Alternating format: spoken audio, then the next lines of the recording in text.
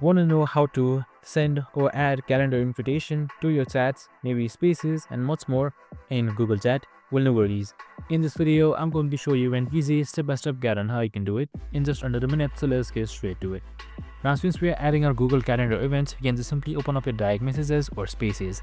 So for this, I'm just going for our direct messages. You can just simply see on the left side and then just simply open up the chat box of anything that you like or any contact that you like. So right beside its chat box, you can simply see its plus icon right here. You can just simply select that, and here you should be seeing its workspace popping up.